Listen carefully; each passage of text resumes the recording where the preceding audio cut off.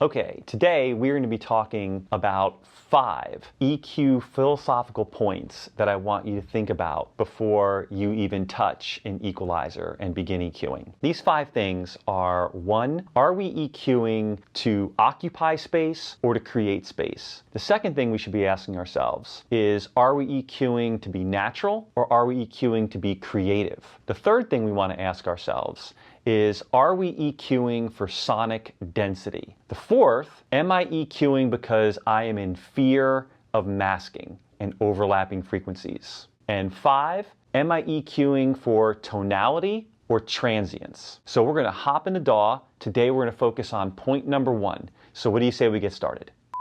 Okay, so now that we've talked about equalizer as a tool, let's talk about quickly the mindset of equalizing. And every time we sit down to EQ a track, we're not just turning knobs, we're deciding who gets to live between the speakers. And that's my first point. We have to recognize there's only some limited space between the speakers. And the EQ is how we hand out the keys to who stands tall, who leans back, and who fills the cracks in between. So before we boost or cut a single frequency, we have to ask ourselves, how much space is this particular instrument or sound source looking to take up in my mix? Okay, so to our first point, where there's only so much space between the speakers, the main question that we have to ask ourselves is, are we looking for our sound sources to occupy space or are we trying to make space? I pulled up a song by a group called Motherway, and it's a song called Bloody Fingers. We mixed it and it's out, but I pulled up our raw session, so completely unmixed. As you can see here by scrolling through, we have lots of drums, bass, a ton of keyboards and synthesizers. These greens are guitars, yellows are effects. We have lead vocals, the brown are backing vocals. So a lot of instruments taking up a lot of space. You can say that again. I'm going to play you just a little snippet of the track here. There's nothing on, so again, this is basically our raw session file, and here we go.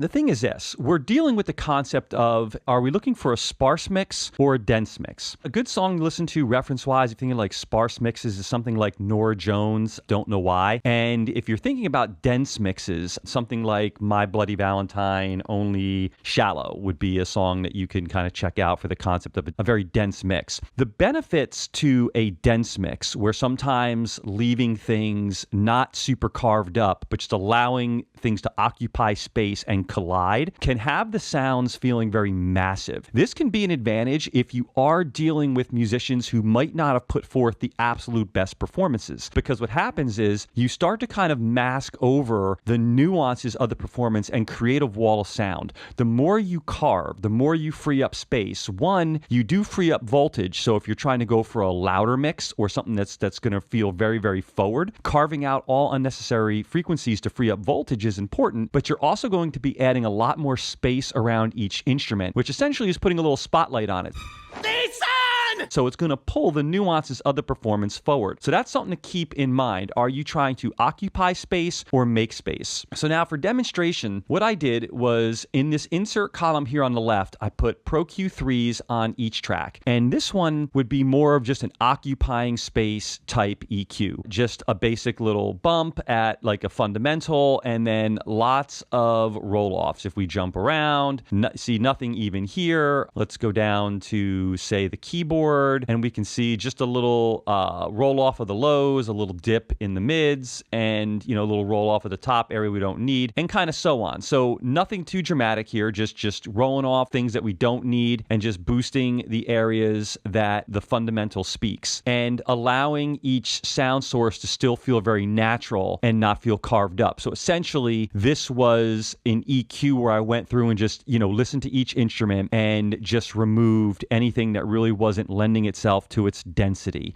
I wasn't focusing on masking. I wasn't focusing on carving. So let's listen to the mix again, completely raw. And then when I pop this on, what we should notice is this. The low mid energy and the low energy, it really shouldn't change too much. It might feel, and it'll be really cool, like the mix gets louder. And if that's the case, it's because we freed up a little voltage and also allowed some of the mid-range to clear up a little bit. And when you clear up the mid-range and that articulation, it actually is more of a psychoacoustic trick to making us feel like things things are louder. But kind of pay attention to the low energy of the drums, the bass, and see if you start to hear instruments ungluing.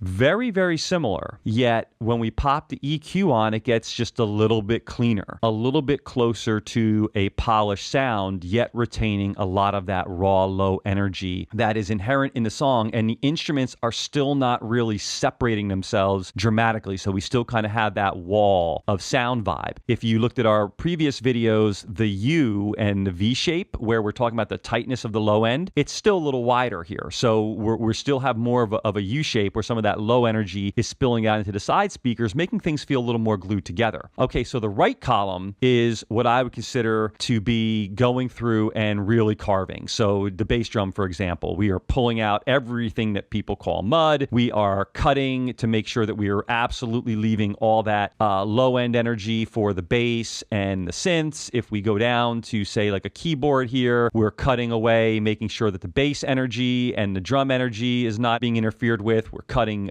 some mud area. We're boosting all the articulate areas. The bass, same thing, cutting out all the mud, boosting a little bit of the mid-range, cutting the top we don't need, and kind of similar to how we were handling the low end. So this would be more of running around and kind of carving things up and really falling into like the masking. We got to unmask everything. So what we should notice with this actually is the mix will probably start to feel smaller. And why will it feel smaller? It'll feel smaller because we've carved out a lot of space. So now that we've carved out a lot of space in these instruments and kind of like, really chopped them down, everything's going to feel like it's shrunk down. So that would be, a byproduct where it's now going to allow us to move things around the stereo field, spread things out, because we've actually made these things smaller, where these, extraneous frequencies or these unnecessary frequencies that we were leaving in the other ones to feel more natural, we are now carving.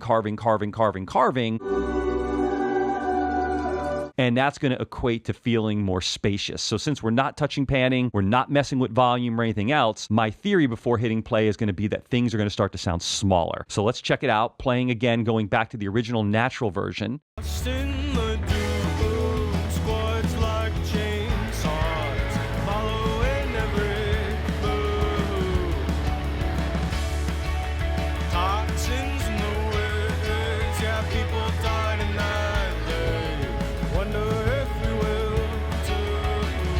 Catch that? So all the low mid, all the, kind of 2 to 400 to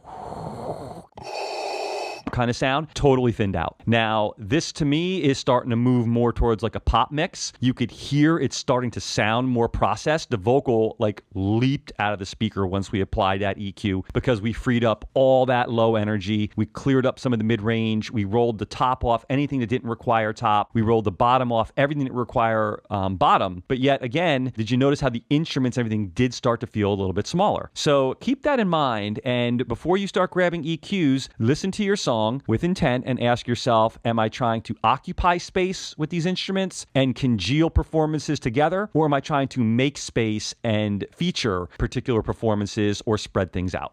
Okay, so as you can see with the philosophical point of am I EQing to occupy space or create space, it really starts with the vision. It starts with understanding how congealed we want the instruments to be or how much separation and space we want. Kind of like thinking when I walk into a room, am I immediately feeling a vibe or am I immediately noticing all the furniture and decorations that are in the room? There's no right or wrong answer, but what's most important is that our decisions serve the song. So stay tuned for our second point coming up in the next video, which is, am I EQing for realness or creativity? Till then, have fun mixing, my friends.